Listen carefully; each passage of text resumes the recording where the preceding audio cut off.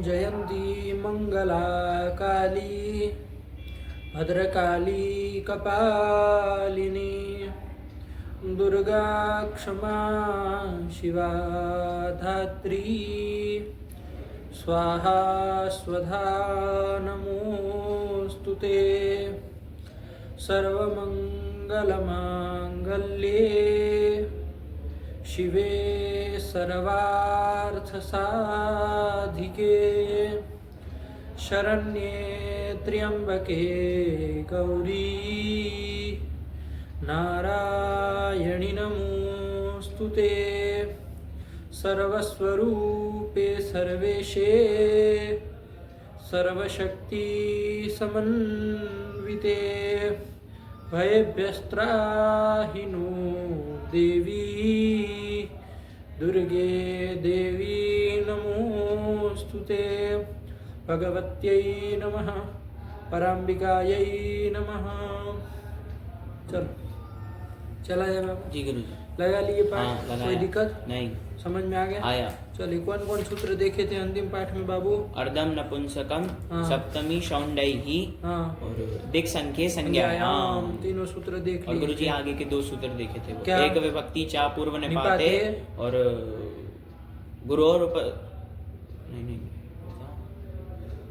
गुरोर उपसर्जनस्य नहीं गोस्त्री और हाँ गोस्त्री और उपसर्जनस्य ये थे ना। हाँ ये 2 सूत्र। चलो एक विभक्ति चा पूर्व निपात है तो क्या करने वाला है? ये उपसर्जन संज्ञा करने वाला सूत्र है। ध्यान रखना बाबू, वो जो उपसर्जन संज्ञा करता है उसको पूर्व निपात नहीं होता है। आयक ने हाँ। और रस्वादी कार्य के लिए वो की जाती है आयक ने जी। पूर्व निपात उसके द्वारा जिसकी उपसर्जन संज्ञा होगी उसका पूर्व प्रयोग उपसर्जन पूर्व से मत करने लगना। वो तो प्रथमा निर्दिष्टम समास उपसर्जन से जिसकी उपसर्जन संज्ञा होगी उसी का कार्य करेगा। आएग ने ध्यान रहा क्योंकि वहीं पर कहा अपूर्व निपाते कहा है ना सूत्र में। चलो और गोस्त्री और उपसर्जन से भी जान लिए रस्व करने वाला सूत्र है। किसको रस्व करता है? क्या व्यक्ति बोले? उपसर्जनम यो गो शब्द स्त्री प्रत्ययांतम च तदन्तस्य प्रातिपदिकस्य ह्रस्वः स्यात्। ऐसे प्रातिपदिक को क्या होता है? ह्रस्व होता है। जान लिए तो कोई अभी वो परेशान नहीं। वैसे आएगा भी लेकिन जाने रहो क्योंकि यहाँ पर आया था ना अर्धपिपली में आया था। उससे रस्व होना चाहिए। रस्व क्यों नहीं किए ऐसा प्रश्न उठा था तो टिप्पणी में लिख दिए था कि भाई वो वार्तिक कोई है वो क्या कर देगा इसकी उपसर्जन संज्ञा का निषेध कर देगा। तो जब पिपली की उपसर्जन संज्ञा होगी ही नहीं तो फिर रस्व की प्राप्ति ही नहीं है तो नहीं होगा। तो अर्धपिपली ऐसे दीर्घ इकारांति बनेगा। आया ना? नहीं समझे यही ना है। चलो और अर्धम नपुंसकम का क्या आज कर दिया? आ जाओ इधर फिर वापिस। तो नित्यम नपुंसकम अर्धम समर्थम सुबंतम अवयवी वाचकेन समर्थेन सुबंतेन सह वा समस्यते सच तत्पुरुषः एकत्व संख्या विशिष्ट चेत अवयवी। ये ध्यान रखना। आया ना? क्या हिंदी में अर्थ हो जाएगा?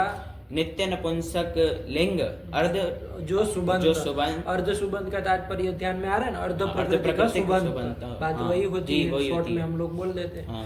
तो अर्ध प्रकृतिक सुबंत का किसके साथ? अवयवी वाचक समर्थ सुबंत के साथ समास होता है। लेकिन कहा था एकाधिकरण है।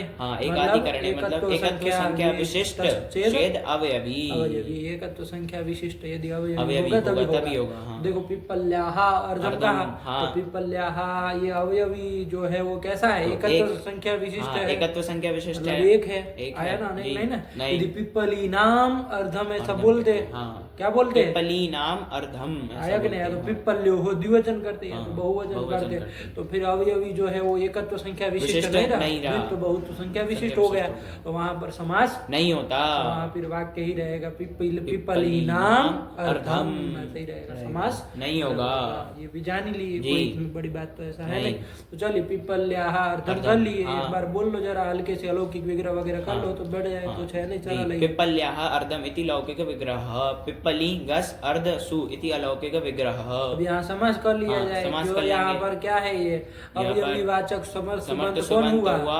पिपली घस घस, इसका समास कर लिया जाए। लेंगे किसके? अर्ध नपुंसक नित्य शब्द के साथ। हाँ, कौन है वो अर्ध सु ये उसके है। साथ कर लिया जाए। ये नित्य नपुंसकलिंगवाची ही अर्ध शब्द लिया जाएगा, है ना।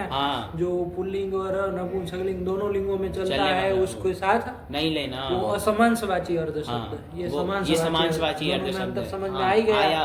तो चलो समास कर लिया जाए। समास प्रातिपदिक संज्ञा कर लेंगे, कर लिया जाए, गस और सु का लुक कर लेंगे और फिर क्या बचेगा? पिप्पली अर्ध, ये बचेगा। अब प्रथमानिर्दिष्ट कौन हो रहा है यहाँ पर? अर्ध हो रहा है, हो रहा है ना, इसलिए उसकी संज्ञा और उसी का पूर्व प्रयोग करके अर्ध पिप्पली ये बन जाएगा, है ना। और रस्व वगैरह तो होना नहीं, पहले ही बता चुके हैं ना, बता दिए। अरे कोई शंका करेगा तो ध्यान रखना कि भाई ये जो अर्ध पिप्पली है उसमें ये जो है इसकी एक ही ना विभक्ति रहती है, अर्धम का तो अर्धेन, अर्धाय, अर्धा सब कर सकते हो, आया नहीं। लेकिन पिप्पली का तो पिप्पल्या यही रहेगा, तभी समास होगा। तो ये नियत विभक्तिक पद हो रहा है ना विग्रह में, हो रहा है। इसकी क्या हो जाएगी?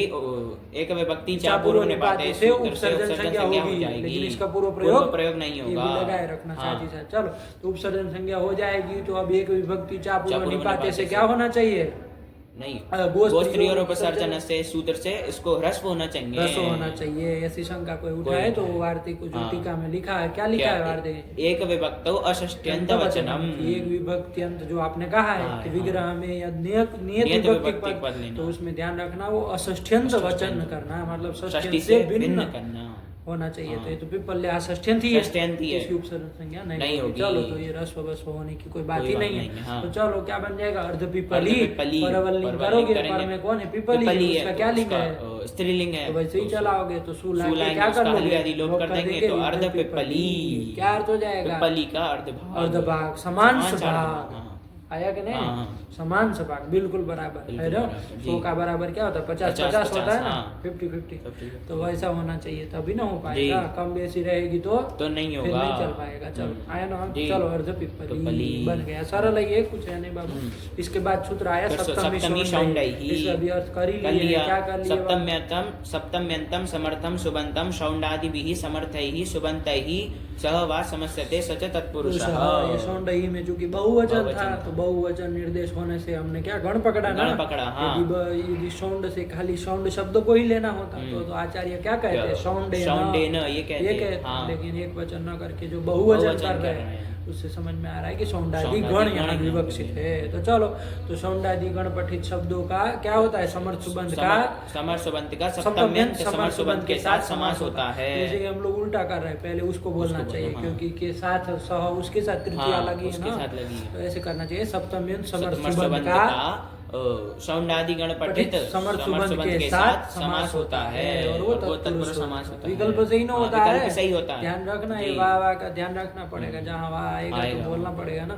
तो चलो, उदाहरण भी दे दिया। अक्षेषु शौंडः, अक्षशौंडः क्या अर्थ हो जाएगा? कि जुए में प्रवीण, कुशल प्रवीण आया ना। और शौंडादि गण भी टिप्पणी में दे दिया। तो ऐसे और भी बना सकते हैं, कोई दिक्कत नहीं। आ गया, चलो ये कर ली। इसके बाद कौन आया बाबू? इसके बाद एक पंक्ति लिखी, क्या लिखी थी? कि द्वितीया तृतीया इत्यादि योग विभागात अन्यत्रापि तृतीयादि विभक्ति नाम प्रयोग वशात समासो गेयः।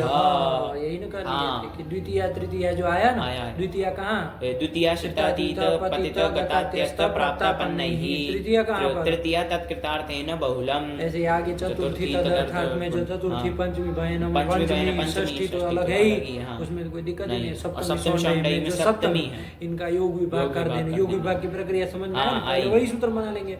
दूसरे में बाद में बचा हुआ रख लेंगे, उसमें फिर उसकी अनुवृत्ति ले आएंगे जी। तो दूसरा वाला सूत्र तो वैसा अर्थ हो जाएगा। पहला वाला जो सूत्र द्वितीय तृतीय इत्यादि जो सूत्र बनेंगे उनका क्या अर्थ हो जाएगा? कि द्वितीयांत समर्थ सुबंध का किसके साथ? समर्थ सुबंध के साथ। उसमें फिर कोई लिमिटेशन नहीं रखी जाएगी, अनलिमिटेड खोल दिया आप तो खाजा। तो समर्थ सुबंधों के साथ क्या कर दिया जाए? समास कर लिया जाए। समास होता है सच तत्पुरुष, ये सब तो लगा ही रहेगा। लेकिन ये अपने मन से अब जहाँ चाहे वहाँ कर लो, ऐसे नहीं होगा। कहाँ लिखा था? प्रयोग वशात। यदि ऐसा आचार्यों का, शिष्ट आचार्यों का है ना, अंड बंडों का नहीं, हम मतलब किसी का भी नहीं, हम जैसों का जैसे तैसे लोग कर दे तो नहीं चलेगा। यदि शिष्ट कोई आचार्य का यदि कोई प्रामाणिक प्रयोग है ऐसा, जैसे हलन तुमको दिखाए थे, ऐसी स्थिति में वहां पर क्या कर लेना, समास कर लेना, समास जानना चाहिए। उन सूत्रों से योग विभाग करके समास कर लेना चाहिए। ये नहीं कहना चाहिए अरे नहीं समास तो कोई सूत्र है नहीं, कैसे होगा, कैसे प्रयोग कर दिए, तो ऐसे योग विभाग करके समास जान लेना चाहिए। समझे? यही कह रहे, सरल ही बात है, कोई दिक्कत वाली बात नहीं। चलो फिर कौन आया? फिर आया दिक् संख्ये संज्ञायाम, यही सूत्र आया। क्या समय हुआ इसमें? 10 मिनट। चलो चला जाए, इसी में कर जाए, है ना। ये भी कुछ तो हो ही गया था। दिक् संख्ये संज्ञायाम का क्या कर दिया, अनुवृत्ति वगैरह लाए ना, समानाधिकरण है ना कि लाए हैं। हाँ तो ध्यान रखना। हाँ तो क्या बन गई वृत्ति? दिक् संख्ये समर्थे सुबंते, दो है ना, इसलिए सुबंतम सुबंते द्विवचन कर लिया। तो दिक् संख्ये समर्थे सुबंते समानाधिकरणेन समर्थेन सुबंतेन सह वा समस्यते स च तत्पुरुषः। और वो कब? और वो संज्ञायाम गम्यमानायाम। आया कि नहीं? और संज्ञा होती है ना, तो एक बात थोड़ा ध्यान रखना, उसमें विग्रह वाक्य फिर नहीं ना होता, दिखाने के लिए हम मान लो दिखा भी दे, थोड़ा ध्यान रखना। लेकिन संज्ञा है तो फिर वहाँ पर नित्य ही समास होता है, नित्य ही ना होता है, ध्यान रखना। आया कि नहीं? चलो संज्ञा जो है, तो संज्ञा है ना ये, तो उसमें विग्रह वाक्य थोड़ी ना, उसको किसी की संज्ञा होगी तो विग्रह वाक्य थोड़ी ना प्रयोग करोगे। संज्ञा में विग्रह वाक्य नहीं होता, नहीं ना हो करोगे प्रयोग, किसी की संज्ञा होगी तो। चलो तो इसलिए चलो ध्यान रखो, कोई बात नहीं। संज्ञा यदि तुम अपने से देखो ना, किसी की संज्ञा होगी तो वहाँ विग्रह वाक्य थोड़ी ना प्रयोग किया नहीं। किसी का नाम है, मान लीजिए मनमोहन, वहाँ तो मन का मोहन करने वाला ऐसा विग्रह वाक्य उसके लिए नहीं ना प्रयोग करना, मनमोहन ही ना बोला जाएगा, समस्त का ही ना प्रयोग किया जाएगा। तो फिर यही कहना चाह रहे, तो संज्ञा में वाह वैसे आ रहा है, विभाषा का अधिकार तो होगा ही, है ना, लेकिन फिर भी संज्ञा हम जो कह रहे हैं तो फिर वाह की निवृत्ति न हो जाएगी, क्योंकि संज्ञा में तो फिर विग्रह वाक्य कहाँ रहने वाला है। संज्ञा होगी तो फिर तो सीधे ही वही प्रयोग करोगे, है कि नहीं? चलिए तो थोड़ा ध्यान रखना। तो चलो क्या किया जाए यहाँ पर, किया जाए अब।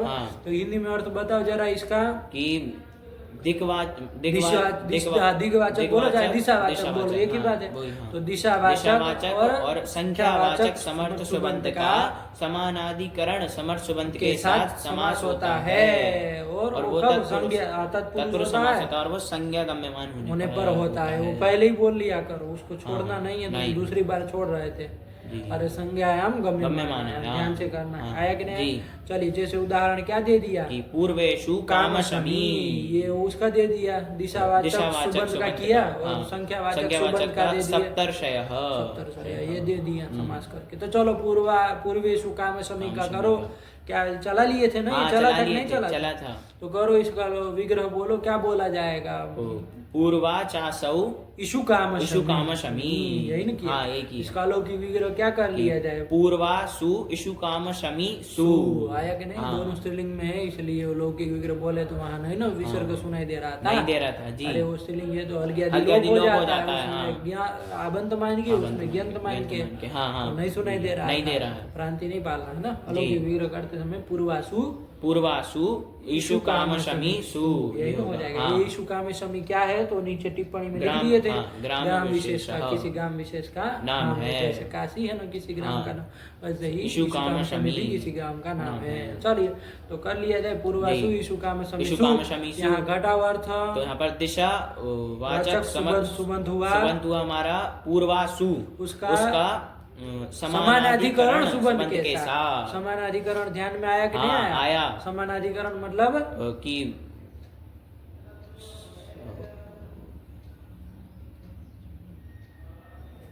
समानाधिकरण से क्या लेना है? मतलब वो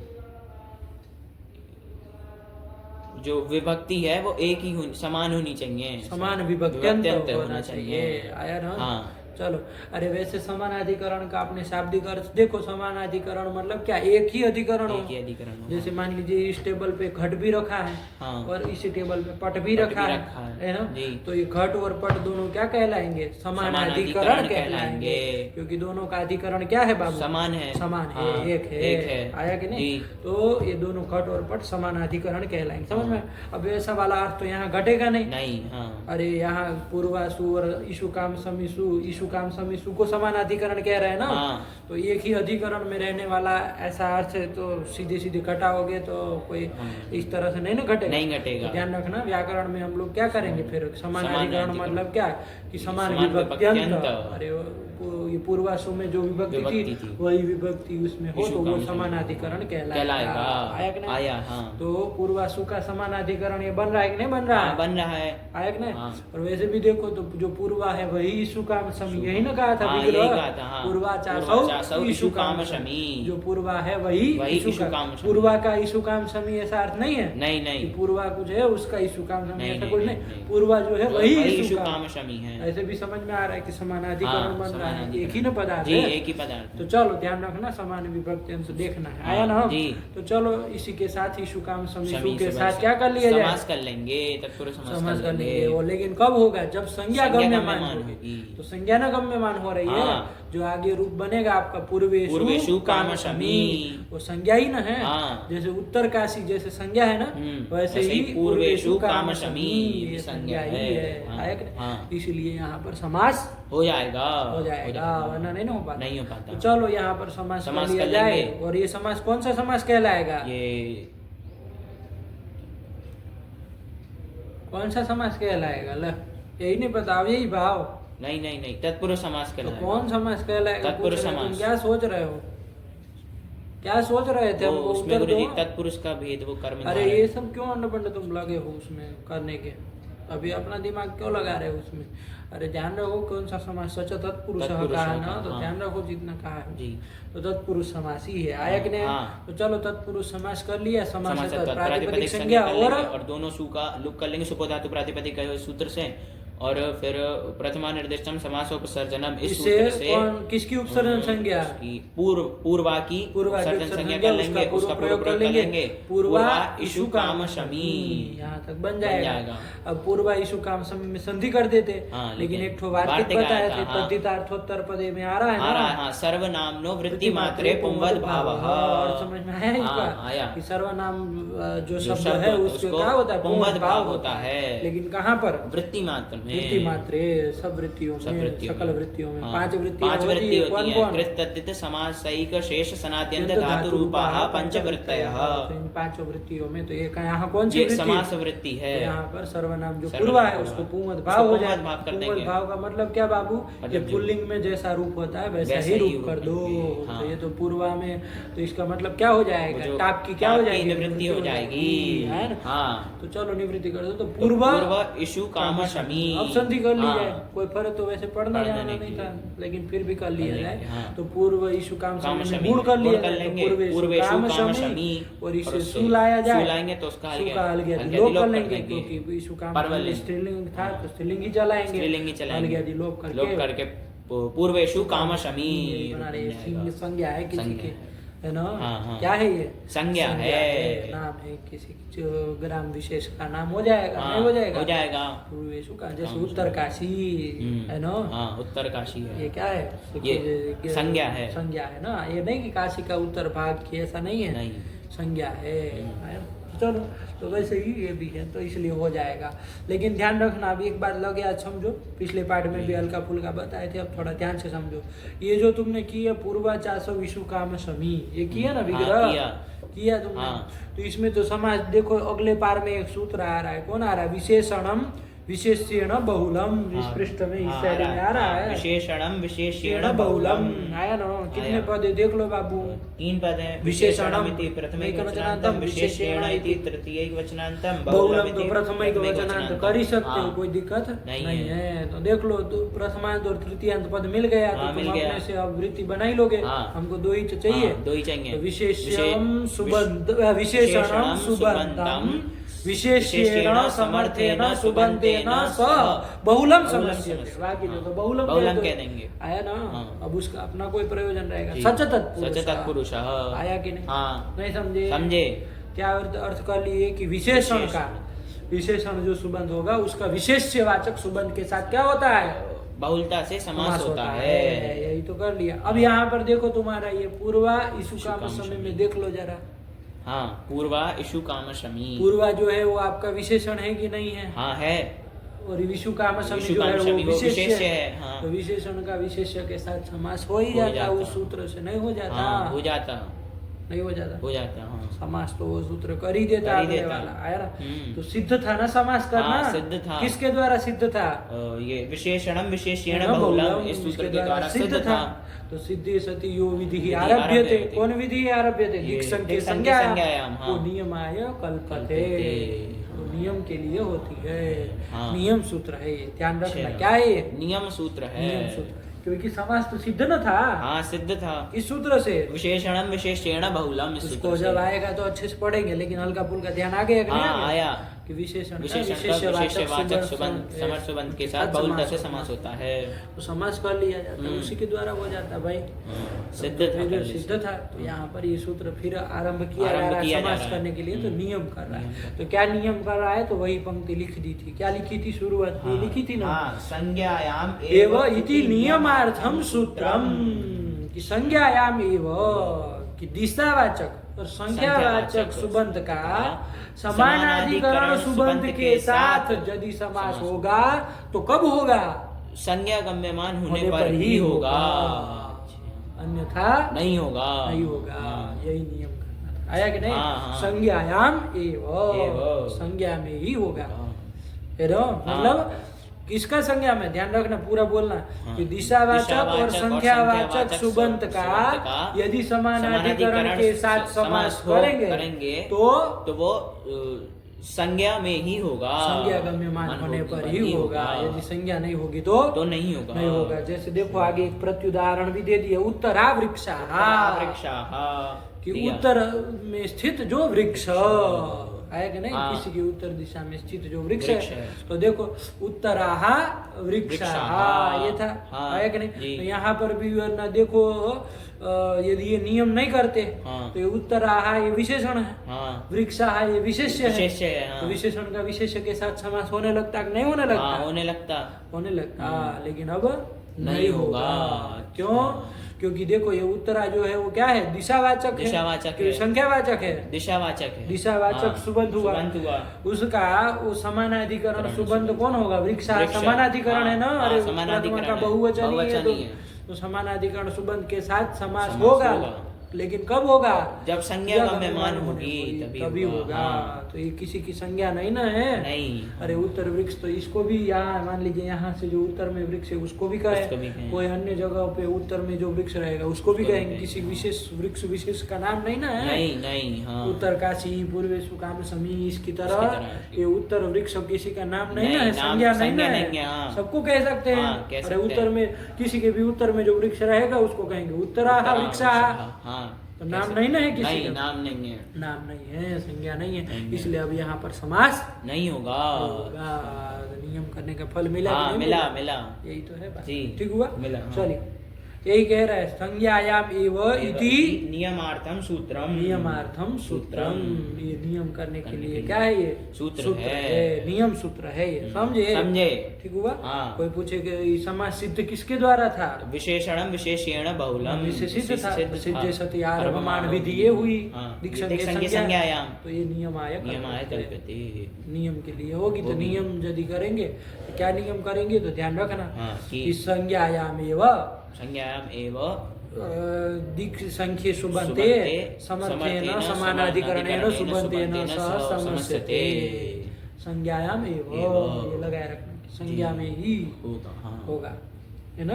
दिशावाचक संख्यावाचक बोलो। दिशावाचक संख्यावाचक सुबंत का यदि समानाधिकरण सुबंत के साथ समास होगा तो कब होगा? संज्ञा गम्यमान होने पर ही होगा। संज्ञा यदि गम्यमान नहीं होगी तो नहीं होगा। आया ना? चलो यही कर दिया। सब क्या बोलो? ये गुरुजी ये नित्य समास करेगा नहीं? तो फिर गुरुजी इसमें विग्रह कैसे होगा? फिर वो विग्रह क्यों दिखाना चाहिए? तो नहीं दिखाना चाहिए, फिर सीधा अलौकिक विग्रह करना चाहिए। आया ना? चल तो वही करना चाहिए। अब क्या करें, बता दे रहे तुम्हारे सरलता के लिए, वरना नहीं ना दिखाना चाहिए। लौकिक नहीं दिखाना चाहिए। अरे अविग्रह ये, अरे नित्य समास तो कब हो? जब उसका लौकिक विग्रह भी ना हो और तो अश्वपद विग्रह हो, या तो विग्रह ना हो, विग्रह हो, मतलब विग्रह ना हो, या तो अश्वपद विग्रह हो। हम लोग तो वैसे ही का वैसा बोल दे रहे हैं। तो ध्यान रखना, नहीं करना चाहिए। बीज प्रक्रिया दिखाने के लिए थोड़ा कर दे रहे हैं, वरना नहीं करना चाहिए। आया कि नहीं आया? क्योंकि सब ईशु काम समी के पूर्व भाग को हम पूर्वा ईशु काम समी ऐसा नहीं ना कह रहे हैं। अरे ये संज्ञा है मिल करके, तो किसी स्थान विशेष की संज्ञा है, जैसे उत्तर काशी किसी जगह विशेष की संज्ञा है, ग्राम विशेष की संज्ञा, वैसे ही पूर्वेशु काम समी भी क्या है, ग्राम विशेष की संज्ञा है। आया कि नहीं? इसीलिए यहाँ पर नित्य ही समास करेंगे। चलो तो ध्यान रखना, ये तो सब अपने समझ के रखना, ये दिखाने के लिए सरलता से दिखे कि भाई क्या शब्द था कैसा था, ये दिखाने के लिए थोड़ा कर रहे हैं। आया ना? अलौकिक विग्रह भी करने में तुमको थोड़ा ध्यान आया इसलिए बता रहे हैं, ना तो नहीं करना चाहिए। चल आया ना? फिर कौन आया? सप्तर्षय। आया ना? ये सप्तर्षि भी क्या है? एक संज्ञा है ना, ध्यान रखना। किसकी संज्ञा है ये? कोई 7 ऋषि है, विश्वामित्र आदि है ना, विश्वामित्र आदि। एक श्लोक है, उसको देख लेना चाहिए ना कि 7 ऋषि कौन है, एक श्लोक याद रख लेना चाहिए, उसमें मिल जाएगा, उसमें देखोगे तो है ना, शब्द कल्पद्रुम वगैरह में कि सप्तर्षि कौन है। चल दिख रहा है ना? हाँ दिख रहा है। हाँ तो दिख रहा है। हाँ वो दिख रहा है, तुमको पूछ रहा है श्लोक देखना था। हाँ दिख रहा है। अरे क्या कह रहे तुमको जाने की, खाली वीडियो ही देख रहे हो? नहीं श्लोक कहा था देखने, क्या श्लोक देख लेना चाहिए। हाँ तो याद करके सुना ना कल जी कि वो 7 ऋषि कौन है। अरे सब ऋषियों को कोई भी ऋषि खड़े हैं तो उसको सप्तर्षि नहीं कह देंगे। कोई 7 ऋषि जो परिगणित थी उन्हीं की संज्ञा है कि ये सप्तर्षि है ना। तो चलो करो, इसमें भी कर लो। क्या कर लोगे? क्या विग्रह करोगे? सप्तचासौ ऐसे कह रहे थे क्या? चासौ क्यों होगा? सप्त तो बहुवचन है ना, तो फिर अरे असौ तो एक वचन में हो जाएगा। एक वचन वहां तो चलो एक वचन था पूर्व और ईशु काम समी, तो असौ बोल लिए, तो बहुवचन करना चाहिए ना यहाँ तो क्या बोलना चाहिए? सप्त च अमी। हाँ ऐसे समझे? जी ध्यान रखना। सप्त च अमी ऋषयः। देखो बाबू, इस तरह के जो समास होंगे ना, इसमें तुम बीच में ये जो रख रहे हैं ना, च असौ चाहे च अमी, उसे ये कौन शब्द रख रहे हैं? अदस शब्द रख रहे हैं। अदस रख रहे हैं, उसकी जगह तत् शब्द भी रख सकते हैं, ये तत् शब्द भी रख सकते हैं, है कि नहीं? जैसे तत् शब्द का क्या बनता है? सहतौते बनता है, तो ये से भी बोल सकते सप्त च ते ऋषयः, ऐसे भी कर सकते हैं, है कि नहीं? तो ये तत् शब्द भी रख सकते, सप्त च एते ऋषयः, या तो अदर शब्द रख के सप्त च अमी ऋषयः, कोई भी बोल सकते हैं। तत् शब्द, ये तत् शब्द और अदर शब्द आया ना? समझे? बस हमको खाली वो क्या बताना चाह रहे कि जो 7 है वही ऋषि है। आया ना? हाँ 7 है वही ऋषि है। सप्त च अमी ऋषयः, 7 ऋषि, इस तरह से बताना। तो वहाँ विग्रह वाक्य हम किसी शब्द के द्वारा बता सकते हैं। आया ना? बीच में मतलब अदस शब्द भी रख सकते हैं, तद भी रखते हैं, ये तद भी रख सकते हैं, कोई खबड़ाना नहीं है कैसा भी विग्रह हो। आए बस ये ध्यान रखना पड़ेगा कि एक वचन रहेगा तो एक वचन ही रहेगा। यदि वो पूर्वा जैसे था तुम्हारा, तो उसमें देख लो ना, लिंग और वचन दोनों ध्यान रखना पड़ेगा। पूर्वा ईशु काम समी था, तो वहां पर क्या रखोगे? पूर्वाच असौ ईशु काम समी, इसकी जगह तत् शब्द मान लो रखते हैं, तो क्या करते? पूर्वाच बोलो सह। देखो तो गलती खा गए ना, गच्चा खा गए। अरे स्त्रीलिंग है ना ये, तो तत् का स्त्रीलिंग वाला ले जाओगे ना, तो क्या करोगे? सा न करोगे, तो पूर्वाच सा ईशु काम समी। आया कि नहीं? ये तत् शब्द करोगे तो पूर्वाच ऐसा ईशु काम समी। अरे लिंग भी ध्यान रखना, वचन लिंग दोनों ध्यान रख के वहाँ बीच में कोई भी शब्द का प्रयोग कर सकते हैं। समझ में आया? उसमें घबराना नहीं है। चलो तो ये एक ही है, इसका विग्रह हम 6 प्रकार से बोल सकते हैं, है ना? और भी अधिक कर सकते हैं, करने के लिए क्या है, लेकिन बोला जा सकता है। तो ध्यान रखो। चलो यहाँ पर क्या कर लोगे? कर लो अपने से सप्त च अमी ऋषयः, ऐसे भी कर लो। तत् शब्द का प्रयोग करोगे तो तत् शब्द का सप्त च ते ऋषयः। आया ना?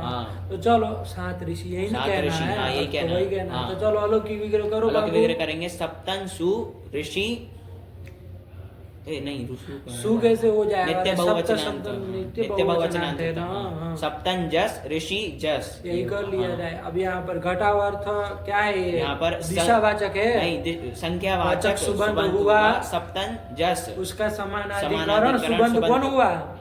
ऋषि जस समानाधिकरण है, समानाधिकरण है जस जस है ना। तो चलो इसलिए यहाँ पर क्या कर लिया जाए? समास कर लिया जाए, वो तत्पुरुष समास है। लेकिन कब होगा? संज्ञागम संज्ञागम होने पर ही होगा। तो यहाँ तो संज्ञागम नहीं है, हम जान ही रहे हैं। चलो तो इसलिए समास कर लिया जाए। समास प्रातिपदिक संज्ञा कर लेंगे और सुबोधातु प्रातिपदिक किसका?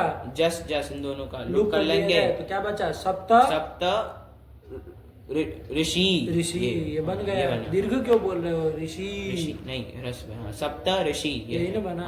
चलो अब यहाँ पर किसकी उपसर्जन संज्ञा हो जाएगी? यहाँ पर सप्त की उपसर्जन संज्ञा हो जाएगी, उसका पूर्व प्रयोग कर लेंगे। तो सप्त ऋषि और संधि कर लो। कौन संधि हो जाएगी? आद गुणा से गुण कर लेंगे। सप्तर्षि वो चूंकि बहुत है ना, इसलिए जस कर लिया जाए तो बना ही लोगे हरा की तरह। सप्तर्षयः बन जाएगा, बन जाएगा। तो किसी विश्वामित्र आदि जो 7 ऋषि उनकी संज्ञा है सप्तर्षयः। ठीक है ना जी? यही तो बना ली। ठीक हुआ? नहीं हुआ? चलो ध्यान रखना, यही तो कर ले। इसमें प्रकृति भाव भी करा सकते हो। करा सकते ऋषि में जो तुम आद गुण लगाए पक्ष में वो भी हो जाता है विकल्प से। कौन?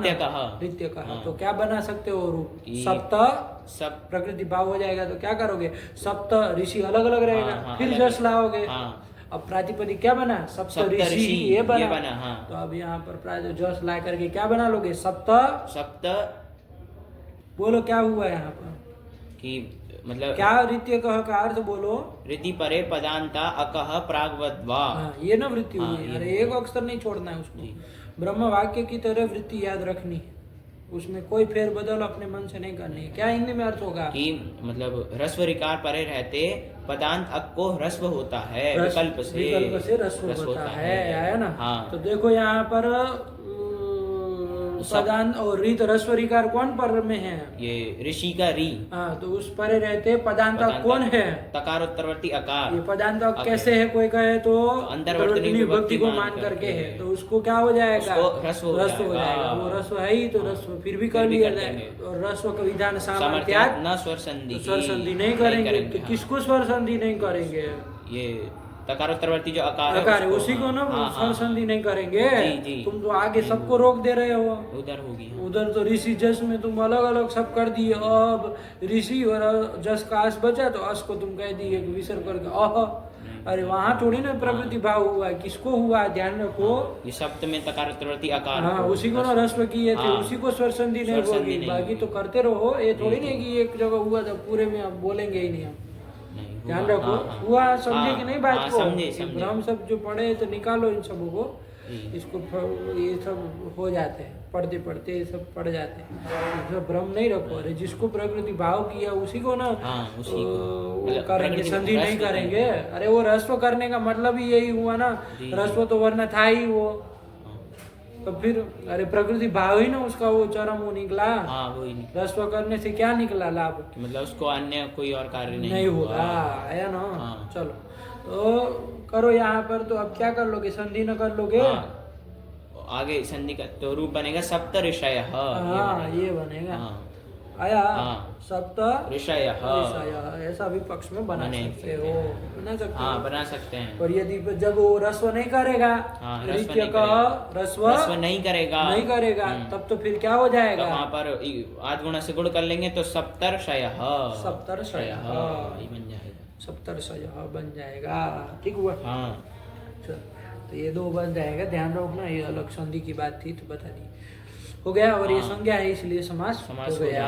वो लगाना पंक्ति पहली वाली क्या संज्ञा है? यहाँ पर भी देखो हो जाता ना उससे अगले वाले सूत्र से समास सिद्ध था ना। अरे विशेषण कौन हो जाता है? सप्त और ऋषय हमें कौन हो जाता? सप्त विशेषण हो जाता और ऋषय ये क्या हो जाता? विशेष्य हो जाता। उसका समास हो ही जाता। तो सिद्ध था। ये सूत्र ने आके नियम कर दिया। ठीक हुआ? चलो और आगे लिख रहा है, पढ़ो। तेन इह न मतलब इस तरह से नियम कर देने से इह न। अब यहाँ पर समास नहीं होगा। कब नहीं होगा? जब ये नियम कर देगा। क्या नियम कर दिया? बोलो। दिग्वाचक और संख्यावाचक सुबंत का समानाधिकरण सुबंत के साथ यदि समास होगा तो कब होगा? संज्ञा गम्यमान होने पर ही होगा, अन्यथा नहीं होगा। नहीं होगा। ठीक है ना जी। तो चलो अब यहाँ पर नहीं होगा। कहाँ नहीं होगा? उत्तरा वृक्षाः है ना? उत्तरा वृक्ष कि उत्तर देश में स्थित जो वृक्ष, उत्तर वृक्ष, यही तो किसी की संज्ञा नहीं ना है। यहाँ पर जो उत्तर में उसी को कहेंगे और कहीं किसी वृक्ष को नहीं कहेंगे, ऐसा कुछ नहीं ना। संज्ञा तो है नहीं, किसी को भी उत्तर वृक्ष कहा जा सकता है। अरे किसी के भी उत्तर में वृक्ष हो तो उसको उत्तर वृक्ष कहेंगे, तो संज्ञा तो है नहीं। इसलिए यहाँ पर क्या हो जाएगा? ये यहाँ पर समास नहीं होगा। समास नहीं होगा। ठीक हुआ? समास नहीं होगा। चलो समास नहीं होगा तो उत्तरा वृक्ष अलग अलग ही रहेगा। वैसे ही ये किसका वो प्रत्युदाहरण दे दिए? ये दिशावाचक का। ये दिशावाचक का, ये उत्तरा वृक्ष दे रहे हैं। संज्ञावाचक का प्रत्युदाहरण दे रहे हैं। पंच ब्राह्मण, पंच ब्राह्मण, 5 ब्राह्मण। तो ये संज्ञा नहीं ना है? नहीं, अरे कोई भी 5 ब्राह्मण बैठे होंगे तो पंच ब्राह्मण कह सकते हैं। कोई ऐसे वो सप्तर्षि की तरह संज्ञा नहीं ना? इन्हीं 7 ऋषियों को सप्तर्षि कहा जाता है, ऐसा कुछ नहीं है। अरे 5 ब्राह्मण कोई भी होंगे तो कहेंगे पंच ब्राह्मण। पंच मनुष्य, 5 मनुष्य। तो कोई भी 5 मनुष्यों को कहेंगे, ऐसा नहीं ना है कि स्वास्थ्य के आदि जो 5 है उन्हीं को पंच मनुष्य, उनकी संज्ञा, ऐसा कुछ तो नहीं। तो इसलिए संज्ञा नहीं है, इसलिए यहाँ पर समास नहीं होगा। वरना सब तो मिल रहा है। मिल रहा है। संख्यावाचक सुबंत हो जाएगा पंच, उसका ब्राह्मण सुबंत के साथ समानाधिकरण सुबंत है तो उसके साथ समास हो जाना चाहिए, लेकिन संज्ञा गम्यमान नहीं होने के कारण यहाँ पर समास नहीं होगा। तो अलग अलग ही रहेगा। पंच ब्राह्मण बन जाएगा। यही तो कर लिया। नहीं समझे? नवग्रह बनाते हैं ना? नवग्रह। तो देखो ये तो संज्ञा है ना? ये संज्ञा है। नवग्रह की संज्ञा है ना? सूर्य चंद्र आदि नवग्रह की क्या है? संज्ञा है। नवग्रह, इसलिए यहाँ पर तो हो जाएगा। तो वहाँ कर लिया जाएगा। तो क्या कर लोगे? एक बार बोलो जरा, क्या करोगे? लौकिक विग्रह से एक बार बनाओ तो बने ना। करो।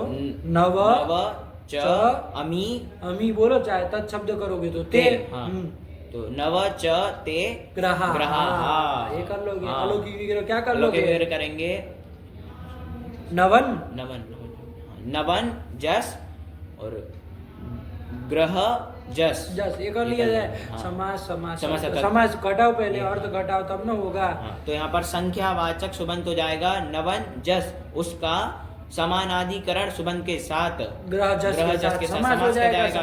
प्रातिपदिक संज्ञा कर लेंगे, जस का लोप कर लेंगे। और नवन के नकार का लोप न करोगे, नव ग्रह ये बनेगा, ये बन जाएगा। उपसर्जन संज्ञा किसकी होगी? नव की होगी। उसका पूरा प्रयोग कर लेंगे, नव ग्रह।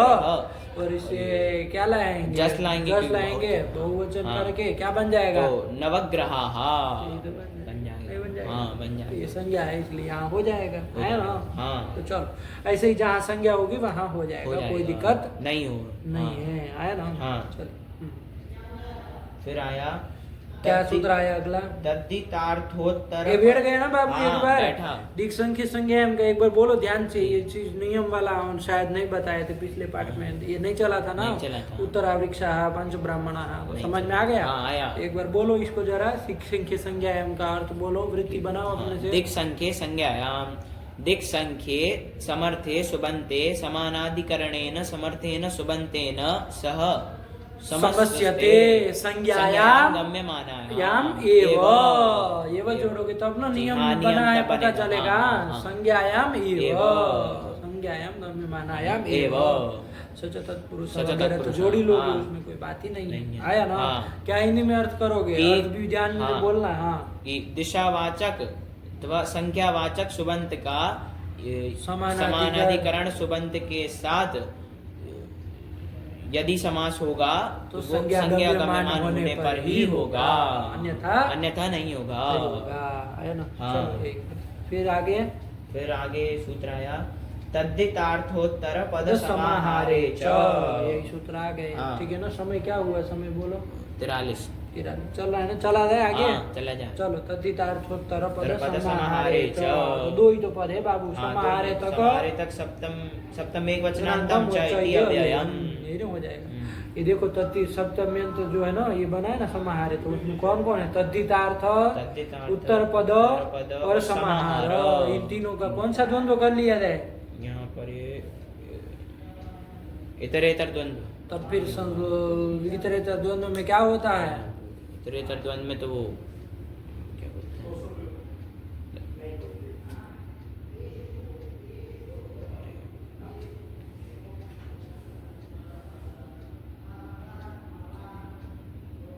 उसमें तो फिर बहुवचन होना चाहिए। इतरेतर द्वंद्व करेंगे तब फिर समाहार एक वचन किया है ना, एक वचन किया। कबड़ा नहीं है, आराम से कबड़ा आराम बहुवचन रहेगा। अरे समाहारेषु कहना पड़ता तब तो। समाहारे एक वचन कर रहे हैं, कौन समास है? समाहार द्वंद्व है। समाहार द्वंद्व है, आया ना? करो इसको। तद्धितार्थश्च, तद्धितार्थश्च उत्तर पदम च और समाहारश्च इति क्या बनाओगे? तद्धितार्थोत्तर पद समाहारम तस्मिन् तद्धितार्थोत्तर पद समाहारे। आया ना? नहीं समझे? इति सप्तम एक वचनांतम च इति अव्ययम् बन गया। चलो कहाँ का सूत्र है ये? 2-1-51। तो इसमें तो कोई प्रथमांत पद और तृतीयांत पद तो कोई दिया ही नहीं है। नहीं दिया। अरे कैसे फिर अर्थ करेंगे? आया ना? ये तो सप्तम्यंत पद है। तो देखो उसी के ना बाद का है, दिक् संख्या के बाद का है। उसी के बाद का है बिल्कुल।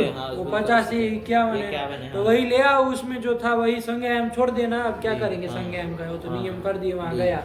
अब इसी को ले आओ, दिक् संख्या को और सुबंत सब ला के क्या कर लोगे कि वही रखना है उसमें, और समानाधिकरण सब आ जाएगा। अरे जैसे वहाँ था ना वैसे ही, तो वैसे बनाओ। दिक् संख्ये सुबन्ते समानाधिकरणेन समर्थेन सुबन्तेन सह वा समस्यते। रुकना एक मिनट। वा समस्यते, लेकिन कब? ऐसा होने पर तद्धितार्थोत्तर पद समाहारे। अब उसका क्या मतलब है तो एक एक का देखेंगे। आया ना? लेकिन अर्थ समझ में आया कि नहीं आया? ठीक हुआ। वही ले आना है ऊपर से, वही सूत्र। दिक् संख्ये और समानाधिकरण ये सब ले आना। बाकी सुप सुपा सब लाते ही हो, तो सब जोड़ के क्या कर लोगे? एक बार बोलो कि दिक् संख्ये समर्थे सुबन्ते समानाधिकरणेन समर्थेन सुबन्तेन सह वा समस्यते तद्धितार्थोत्तर पद समाहारे। ये कर लिया। देखो इसमें क्या क्या है, थोड़ा वृत्ति देखोगे समझ में आएगा। क्या लिख रहे हैं? पढ़ो। तद्धितार्थे विषय, तद्धितार्थ का विषय हो। आया ना? अरे वो तीन थे ना, तीनों का द्वंद्व किए थे ना, अलग अलग निकाल दे रहा है। तो इसमें विषय सप्तमी रख के क्या कर रहा है? तद्धितार्थे विषय, कि तद्धितार्थ का क्या हो? विषय हो। तद्धित प्रत्यय होते हैं ना, उनके अर्थ का क्या हो? विषय हो। तद्धितार्थ का विषय हो। तब फिर उत्तर पदे का क्या कर रहा है? पढ़ो। उत्तर पदे च परतः, उत्तर अथवा उत्तर पद परे रहते, उत्तर पद कोई पर में हो तब होगा। और तीसरा क्या कर दिए? समाहारे च वाच्ये। समाहार यदि क्या हो? वाच्य हो। समाहार जानते हो ना? समूह। समूह समाहार के न यदि ऐसा क्या हो? वाच्य हो। मतलब समाहार अर्थ यदि बताया जा रहा हो तब। ये तीनों में से कोई एक हो तो वहां पर क्या होता है? दिक् संख्ये प्रागवत। लगा। यदि ऐसा हो तो दिक् संख्ये मतलब दिशावाचक और संख्यावाचक सुबंत का समानाधिकरण सुबंत के साथ विकल्प से समास होता है, और वो तत्पुरुष होता है। ये तुम लगा ही लो, कोई बात नहीं। लग गया। लेकिन ये तीन में से कुछ होना चाहिए। क्या तीन में से? या तो तद्धितार्थ का क्या हो? विषय होना चाहिए, अथवा तो उत्तर पद पर में होना चाहिए, अथवा तो समाहार अर्थ वाच्य होना चाहिए। आया ना? कभी होगा। ठीक। चलो अब उदाहरण देखेंगे तो समझ में आएगा। तीनों के उदाहरण देंगे अलग अलग। ठीक हो गया। चलो क्या लिया बाबू? बोलो। पूर्वस्याम शालायाम भवः, यही तो कर दिया। पूर्वस्याम शालायाम भवः। पूर्व में पूर्व शाला में, शाला किसको कहते हैं? घर को कहते हैं। तो पूर्व घर में होने वाला हो जो है उसको कह रहे हैं भवः कह रहे हैं। चलो पूर्वस्याम शालायाम भवः, घबराओ नहीं, अभी सब समझ में आएगा। तो यहाँ पर देखो पूर्वस्याम किस शब्द का सप्तमी में बनाया है? पूर्वस्याम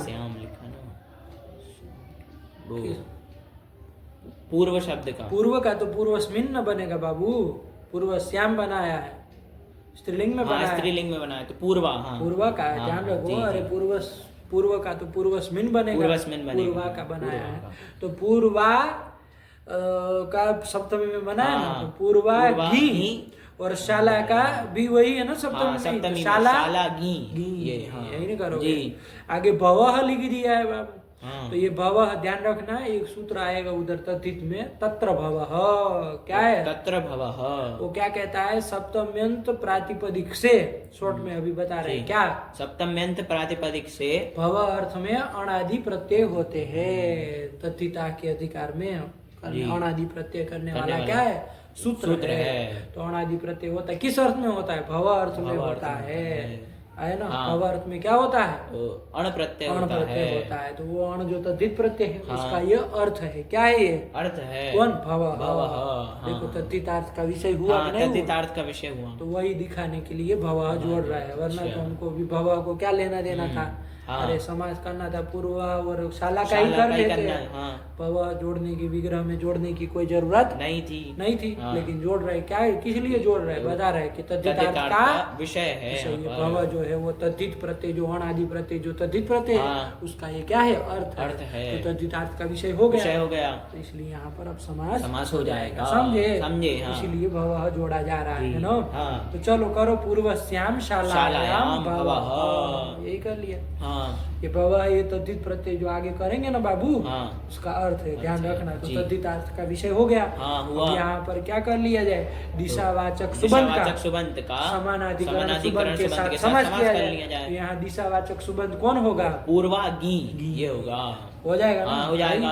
उसका समानाधिकरण सुबंध कौन है? शालागी। समानाधिकरण है, देखो दोनों सप्तमी में है, दोनों सप्तमी में। तो समानाधिकरण सुबंध हो गया शालागी, उसके साथ समास कर लिया जाए। लगा नहीं लगा? चलो क्रम से बोलो, पहले लौकिक विग्रह क्या बोलोगे? पूर्वस्याम शालायाम भवः बोल देना, कोई बात नहीं। भवः अभी बोले रहना, तद्धितार्थ का विषय दिखाना है, तभी हो पाएगा। तो चलो ये कर लिया। और अलौकिक विग्रह क्या करोगे? अलौकिक विग्रह कर लेंगे पूर्वागी शालागी, यही अलौकिक विग्रह कर लेंगे। तो ये संख्यावाचक दिशावाचक सुबंध का समानाधिकरण सुबंध के साथ समास कर लिया जाएगा। क्या है यहाँ पर? तीन में से क्या है? यहाँ पर तद्धितार्थ का विषय है। समझ गए? समझे। तो समास कर लो, और वो तत्पुरुष समास होता है। तत्पुरुष समास तो समास कर लिया। समास प्रातिपदिक संज्ञा कर लेंगे। और क्या कर लेंगे? ये सुपधातु प्रातिपदिक सूत्र से दोनों गी का लुक कर लेंगे। तो क्या बचेगा? पूर्वाशाला, यही रहेगा। पूर्वाशाला, इसमें उपसर्जन संज्ञा किसकी हो जाएगी? पूर्वा की। अरे प्रथमांत निर्दिष्ट वही न हो रहा है, तो उसकी उपसर्जन संज्ञा पूर्व प्रयोग कर लेंगे। पूर्वाशाला, यही ना रहेगा। तो देखो आगे लिखा है, क्या लिखा है? पूर्वाशाला इति समासे जाते, समास हो जाने पर, शुभ लुक कर देने पर पूर्वाशाला, यही ना स्थित रहेगी, स्थिति बनेगी पूर्वाशाला। बना लो जी। अब यहाँ पर स्थिति बन गई तो कौन लग जाएगा? आगे वार्तिकार है ना, पढ़ भी लिए हो तुम। क्या वार्तिकार है? सर्वनामनो वृत्ति मात्रे पुंवद भावः, कोई भी वृत्ति हो। यहाँ पर कौन वृत्ति है? यहाँ पर समास वृत्ति है। तो उस वृत्ति मात्रा में सर्वनाम को क्या होता है? पुंवद भाव होता है। पुंवद भाव होता है, तुम जान ही रहे हो कि पुंवद भाव का मतलब क्या? पुल्लिंग में जैसा रूप होता है वैसा रूप रहे, तो वैसा रूप रहे मतलब स्त्रीत्व बोधक जो प्रत्यय है टाप आदि, उसकी निवृत्ति हो जाएगी। आपकी निवृत्ति कर देंगे। पूर्वशाला, ये बन जाएगा, बनेगा। लग गया ना? लगा। ठीक, पूर्वशाला। अब क्या किया जाए? पूर्वशाला बन गया। अब वो तद्धित प्रत्यय लाना है ना हमको। तद्धित प्रत्यय लाना है ना। एक तद्धितार्थ का विषय बनाना पड़ेगा ना। तद्धित प्रत्यय करोगे नहीं इससे तो चलेगा नहीं। तो चलो पूर्वशाला बन गया। अब वो तद्धित प्रत्यय कराने के लिए सूत्र आ रहा है। वो सूत्र तो तुमको हमने क्या, वो सामान्य सूत्र है, तत्र तत्र जो सूत्र बताया ना, देख लेना उसकी वृत्ति तत्र भवः। उसका तो शॉर्ट में तुमको क्या अर्थ बताया कि सप्तम्यंत प्रातिपदिक से क्या होता है, भव अर्थ में अण प्रत्यय होता है, अणादि प्रत्यय होते हैं। तो सामान्य रूप से अण प्रत्यय करता है ना, सामान्य सूत्र है। ये विशेष सूत्र उसमें आ रहा है, उसी के अंतर्गत क्या आ रहा है, पढ़ो। ये दिक् पूर्व पदाद संज्ञायाम यह आया ना, दिक् पूर्व पदात् इति पंचमेक वचनांतम असंज्ञायाम इति सप्तमेक वचनांतम यह इति प्रथमेक वचनांतम, यह प्रत्यय करेगा। आया ना, विशेष सूत्र है वो। तत्र भव सामान्य रूप से अण प्रत्यय करता है, ये विशेष सूत्र उसी में आ गया। क्या लिख रहे हैं, पढ़ो बाबू।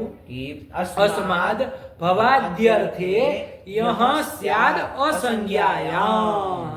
आया अस्मात्, अस्मात् तो कस्मात् भाई, तो दिक् पूर्व पदात्। दिक् है पूर्व पद में जिसके, दिशावाचक कोई पूर्व पद में है जिसके, ऐसा जो प्रातिपदिक है ना। तो यहाँ पर हमारा ये जो प्रातिपदिक बना है वो क्या बना है, दिक् है पूर्व में जिस, प्रातिपदिक क्या बना, ये पूर्व शाला, यही ना बना है। तो देखो इसमें दिशावाचक पूर्व पद में है कि नहीं है, तो वही तो कहा था, दिक् है पूर्व पद में जिसके, ऐसा जो प्रातिपदिक है ना। तो दिशावाचक पूर्व पद में क्या है, पूर्व ये है पूर्व पद में जिसके, ऐसा प्रातिपदिक क्या है, पूर्व शाला। तो इसी से क्या होता है, इसी से भवादि अर्थ है, भव आदि और भी अर्थ है। तो भव अर्थ में क्या कर लिया जाए, हम तो भव अर्थ में ही कर रहे हैं ना, भव अर्थ में क्या कर लिया जाए, यह प्रत्यय कर लिया जाए, लेकिन असंज्ञायाम, किसी की संज्ञा गम्यमान नहीं होनी चाहिए। तो चलो संज्ञा नहीं है हमारी गम्यमान, तो इसलिए भव अर्थ में क्या कर लिया जाए, यह प्रत्यय कर लेंगे। तो चलो ध्यान रखना बाबू, अब यह प्रत्यय जो ये कर रहे हो ना, तो ये जो तद्धित प्रत्यय है, कौन प्रत्यय है ये, तद्धित प्रत्यय है। सूत्र संज्ञा देखो इसकी क्या है, ये 4 2 107 है ना, 4 2 107 तद्धित के अधिकार में आएगा, तुम देख लेना, ये तद्धित प्रत्यय।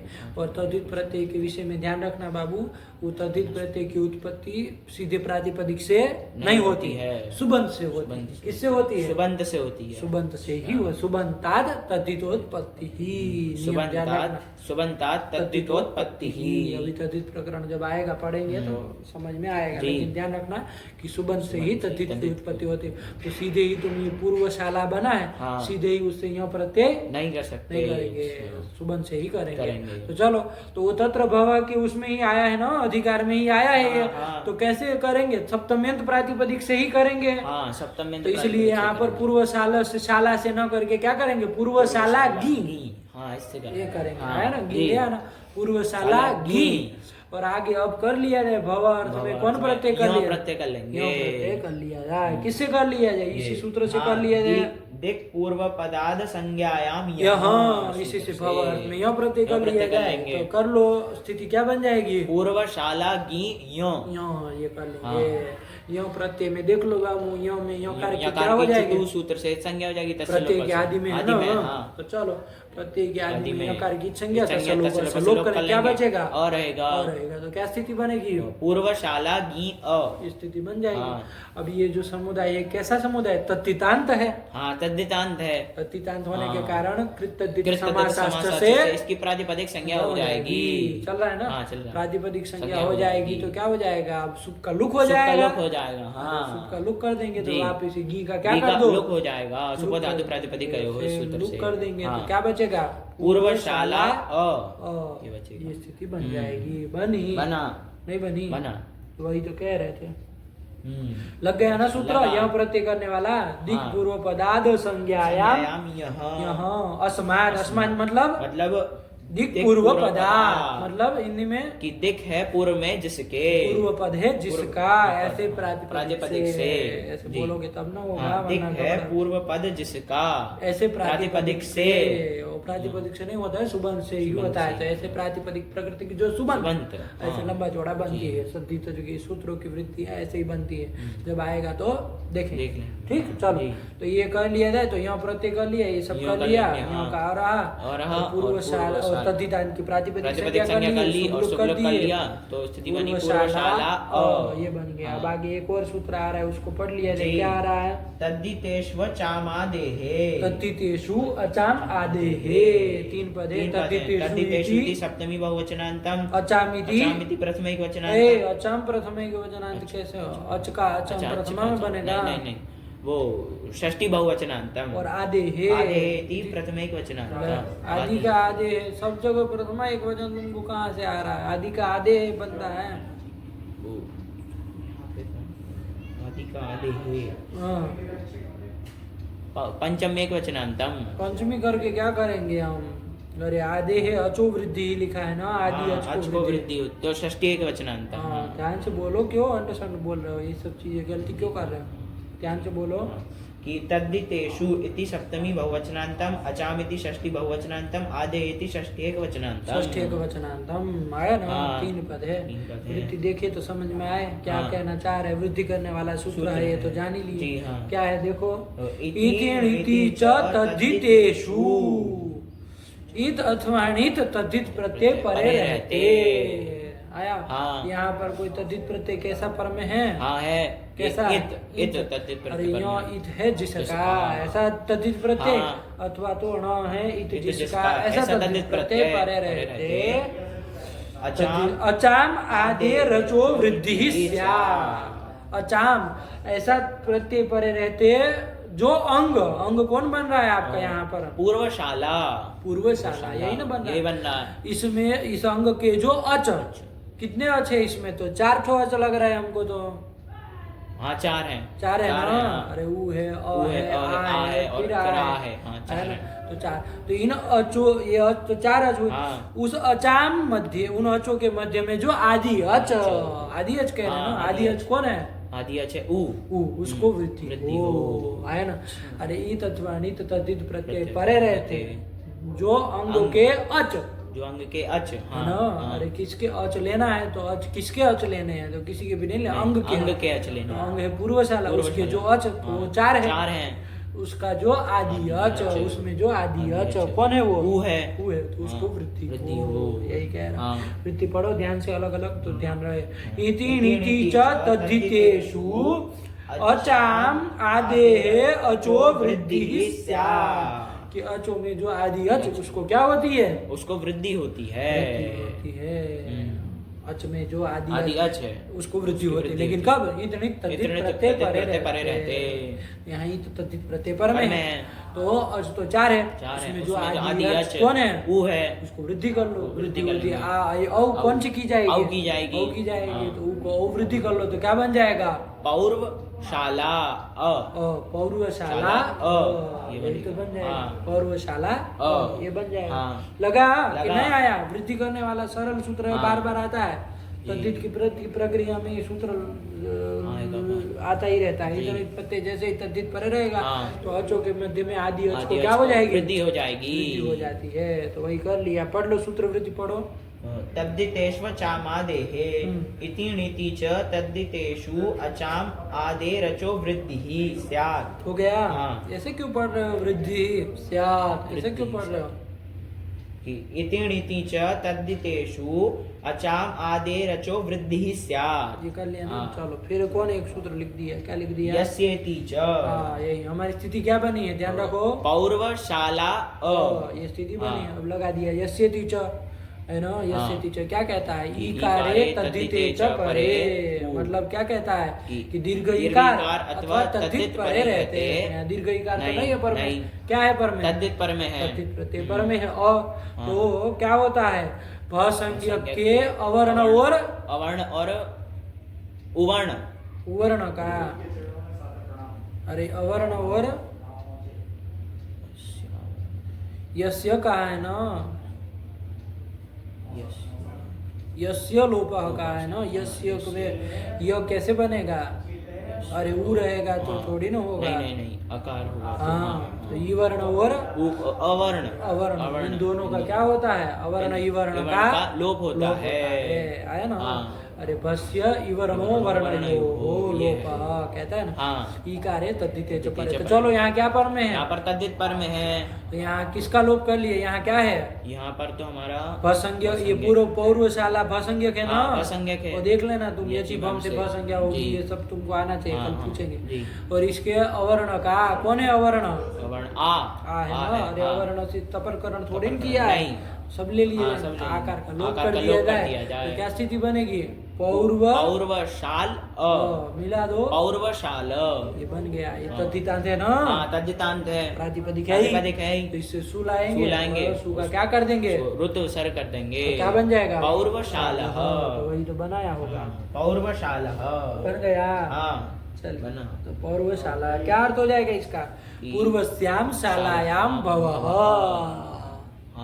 कि पूर्व घर में होने वाला जो है ना। मान लीजिए खट है, पूर्व के, मान लीजिए बहुत सारे घर है, उसमें पूर्व वाले घर में क्या है? कोई खड़ा है ना, है उसमें। तो पूर्व शाला में जो है कौन है? घट है, तो उसको कहेंगे पौर्वशाला घट। पूर्व घर, पूर्व में स्थित जो घर है उसमें जो है विद्यमान है ना, वो ऐसा घट हो जाएगा ना, हो जाएगा। पौर्वशाला घट, यही तो बन लिया। यहाँ पर ये पूर्वा गी और शाला गी का क्या किया हमने? यहाँ पर हमने समास किया। लेकिन ये समास जो है वो कौन से उसमें हुआ है? ये हुआ है, ये तद्धितार्थ के विषय में हुआ है। तद्धितार्थ जो था उसका विषय था ना, तो इसमें हुआ है। क्रम से प्रक्रिया ध्यान रहेगी, ठीक हुआ ना? कोई दिक्कत नहीं ना? नहीं। 7 नंबर देखो, पौर्वशाला हमें टिप्पणी दिए है, क्या दिए है? कि पूर्वस्याम शालायाम भवः इति लौकिक विग्रह है। ये सब आ रहा है तुमको, पढ़ते चलो फटाफट। पूर्वागी शालागी इति अलौकिक विग्रह है, यही ना अलौकिक विग्रह करेंगे। फिर तद्धितार्थोत्तर पद समाहारे च इति समासे, समास कर लोगे। समासत्वात् प्रातिपदिकत्वेन सुपो लुकी, क्या बचेगा? पूर्वाशाला, यही ना बचेगा। फिर कौन लगा दोगे? वही वार्तिक आया, सर्वनामनो वृत्ति मात्रे पुंवद भावः। इससे पूर्व पद को क्या पुंवद भाव कर लोगे तो क्या बन जाएगा? तो पूर्वशाला। देखो पूर्वशाला ये बना है ना, पूर्वशाला शब्दात गौ गी लाना पड़ेगा ना, तभी ना तद्धित प्रत्यय आएगा, क्योंकि तद्धित प्रत्यय सुबंध से ही ना आता है, सुबंध से ही आता है, प्रातिपदिक से सीधे तो आता नहीं, इसीलिए गी भी लाना, गी ले आना, कोई बात नहीं। तो पूर्वशाला गी ये स्थिति बनेगी, तो उससे अब क्या ले आओगे? दिक पूर्व पदाद संज्ञायाम, यहाँ ये सूत्र पढ़ लिए ना? सुन, पढ़ लिया। उससे भव अर्थ में क्या कर लोगे? प्रत्यय कर लोगे, अनुबंध लोप कर ही लोगे, और यकार का लोप कर ही लोगे, इत संज्ञा का करके लोप कर लेंगे, अ बचेगा। हाँ, तो पूर्वशाला गी ये रहेगा। अब आगे क्या लिख रहे? पढ़ो, तद्धितान्तत्वेन प्रातिपदिकत्वात् गेर लुगी, गी का लुग भी ना हो जाएगा। ये प्रातिपदिक कैसे बन रहा है? कोई पूछे तो क्या कहोगे? तद्धितांत तत्वात् प्रातिपदिक संज्ञा, ध्यान रखना। तद्धितांत होने के कारण प्रातिपदिक संज्ञा, और सुप गी का लुक कर दोगे तो क्या बचेगी स्थिति? दो बचेगी, बनेगी स्थिति बनेगी पूर्वशाला अ, ये बनेगी। अब कौन सूत्र लगा दोगे?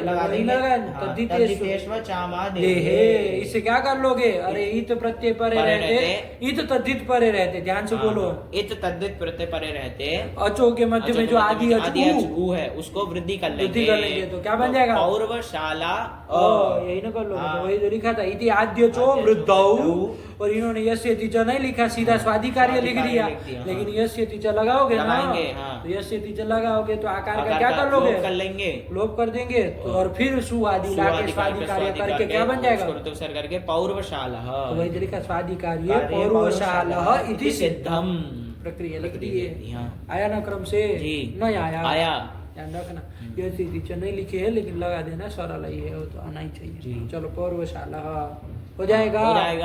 तो इसका उदाहरण हो गया। अच्छा, कोई कहे कि यहाँ पर वो नियम नहीं करेगा क्या? ये दिक् संज्ञायाम, अरे क्या कहा था वो कि दिशावाचक संख्यावाचक सुबंध का यदि समानाधिकरण सुबंध के साथ समास करो तो कब करना? संज्ञा में ही करना, संज्ञा में ही करना। यहाँ पर तुमने ये समास किया है, पूर्वागी शालागी का समानाधिकरण के साथ न किया तो करना तो कब करना? संज्ञा गम्यमान हो तभी करना, तो ये संज्ञा गम्यमान हो रही है क्या? संज्ञा गम्यमान नहीं हो रही, फिर नियम नहीं है, ये रोकेगा नहीं। उसके लिए विशेष सूत्र आ गया ना गुरु जी? क्या विशेष सूत्र आ गया? कि अरे नियम जो है उसको क्या विशेष सूत्र से लेना देना है? अरे वो नियम लगेगा कि नहीं लगेगा ये पूछ रहे तुमको यहाँ पर। नियम संज्ञा तो है नहीं, तो नियम से रुकना चाहिए कि नहीं रुकना चाहिए, बताओ। संज्ञा नहीं है ना गुरु जी? तो वही तो कह रहे, तो वो नियम लग जाएगा ना, रोक देगा ना फिर तो समाज। संज्ञा नहीं है तो हाँ रुकेगा, क्योंकि वो कहता है संज्ञा होगी तभी होगा। हाँ। यहाँ तो संज्ञा है नहीं है, तो नियम रोकेगा ना इसको, यहाँ समाज रोकेगा। अरे नहीं रोकेगा भाई। अरे वो किसका नियम किया है, ध्यान रखो, किसी का भी नियम नहीं किया है। वो ये विशेष क्या विशेषणम विशेषण बहुलम, इससे जो समाज प्राप्त हो रहा है उसी को नियम किया है, नियंत्रित किया है। हर किसी को थोड़ी नियंत्रित किया है, ध्यान रखो। जी। अरे उसी से ना प्राप्त था, उसका ये नियंत्रण किया है ना। तद्धितार्थ से होने वाला तो वही जाएगा, उसका नियंत्रण नहीं किया है, ध्यान रखना। समझे? अंडमंडम में बोलो ध्यान से, ठीक हुआ? अरे जो सूत्र जिसका नियम करेगा उसी को ना रोकेगा। तो विशेषण मान लीजिए असंज्ञा होगी तो नहीं कर पाएगा, तब नहीं कर पाएगा। तब वहाँ दिक संख्यावाचक सुबंध का समानाधिकरण सुबंध के साथ समास नहीं कर पाएगा। लेकिन ये तो कर देगा ना, इसको थोड़ी ना नियंत्रित कर रहा है, ध्यान रखो। चलो, इसलिए यहाँ पर तो हो जाएगा। तद्धितार्थ के विषय में कर लिए। अब दूसरा उदाहरण किसका देना पड़ेगा? उसी का उत्तर पद परे रहते भी दिक संख्यावाचक सुबंध का समानाधिकरण सुबंध के साथ समास होता है, उसका उदाहरण देना पड़ेगा। वही देने जा रहे हैं, क्या दे रहे? पढ़ो। पंचगावो धनम यस्य इति त्रिपदे बहुव्रीहौ। त्रिपद बहुव्रीहि, 3 पदों का बहुव्रीहि समास कर रहा है, त्रिपद बहुव्रीहि है ना जी। तो चलो, पंच गावो धनम यस्य, कि 5 गाय है धन जिसकी, जिस पुरुष के पास कितनी गाय? 5 गाय ही धन है, मतलब 5 गायों से ही वो अपनी क्या कर रहा है? आजीविका चला रहा है कि नहीं? 5 ही गाय उसकी क्या हो? धन हो। जिसके पास, ऐसे पुरुष का नाम हो जाए, ऐसे पुरुष के लिए हो जाएगा, है कि नहीं? वही कर रहे हैं, ध्यान में आया? आया। क्या कह रहा है? पंच गावो धनम यस्य, है ना, कि 5 गाय है धन जिसके पास आया ना, ऐसे पुरुष का नाम होगा। तो यहाँ पर ध्यान देना हमको, पहले ये पंच और गावा का समास करेंगे ना। क्या करेंगे? पंच और गावा का समास करेंगे ना, गावा का। अरे पंचन जस और गो जस, इसका समास करेंगे ना। तो यहाँ पर समास किसके द्वारा करोगे? इसी के ना साथ समास, इसी के द्वारा करोगे ना। ये इसके तद्धितार्थोत्तर पद समाहारे च, इसे कर लोगे। क्या कहा था वो कि दिशावाचक अथवा संख्यावाचक? तो यहाँ कैसा है? ये यहाँ पर ये संख्यावाचक है। पंचन से संख्यावाचक सुबंध है, इसका समानाधिकरण गोजस के साथ समास कर देगा। लेकिन कब करेगा भाई? तद्धितार्थ का विषय हो, उत्तर पद परे हो अथवा समाहार हो। तो समाहार अर्थ भी नहीं है और तद्धितार्थ का भी विषय नहीं है, तो कैसे करेगा? तो क्या है? उत्तर पद परे रहते। तो उत्तर पद पर में कोई होना चाहिए। तो कौन उत्तर पद पर में है? धन। अरे बहुरी समास करोगे तो धन जो है वो उत्तर पद होगा ना, उत्तर पद होगा जी। बहुरी समास जब करोगे इन तीनों तो धन उत्तर पद होगा, उत्तर पद पर मिल जाएगा। इसलिए यहाँ पर ये पंच और गाव का इस सूत्र के द्वारा तत्पुरुष समास कर लेंगे। ध्यान रखना जी, समझे कि जब बहुब्रीहि समास करेंगे तो धन ही उत्तर पद में होगा, तो उत्तर पद पर में मिल जाएगा। तो यहाँ पर पंचन जस और गो जस का इनका समास कर लेंगे, तत्पुरुष समास। समझे जी? समझे। किस सूत्र से? ये तद्धितार्थोत्तर पद समाहारे च हो जाएगा, क्योंकि उत्तर पद पर मिल गया, मिल गया ना। तो यहाँ पर संख्यावाचक सुबंध हो गया पंचन जस, उसका समानाधिकरण सुबंध गो जस के साथ समास कर लेंगे। और वो समास वगैरह प्रक्रिया आगे चलाएंगे और वो रूप बनाएंगे। इसमें भी 1-2 वार्तिक भी है, एक सूत्र भी आगे आ रहा है ना, समासांत टच प्रत्यय करने वाला है ना आगे, गोरत तितलु की। तो चलो इसको करते हैं। क्या समय हुआ इसमें? 1:12 हो गया। चलो बहुत हो गया, इसको रखा जाए यहाँ पर। यहाँ तक लगा के आओ, तो फिर उत्तर पदे परतः का ये उदाहरण अगले पाठ में देखते हैं। ठीक है ना? नहीं समझे? ध्यान रखना बाबू, ठीक। हाँ। भगवते नमः, पराम्बिकायै नमः। अस्तु।